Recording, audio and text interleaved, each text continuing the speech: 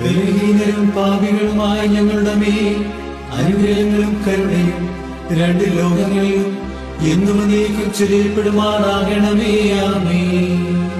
പരമാർത്ഥികളായ മനുഷ്യരെ തിരഞ്ഞെടുത്ത് ദൈവീകരാക്കി തീർക്കുകയും തന്റെ ദിവ്യശക്തി കലർത്തി അവരുടെ ആയുഷ്കാലത്തും മരണശേഷവും അവരുടെ മധ്യസ്ഥത യാചിക്കുന്നവർക്ക് തക്ക സഹായികളാക്കി തീർക്കുകയും ചെയ്യുന്ന കാരുണ്യവാനായ കർത്താവിന് സ്തുതി.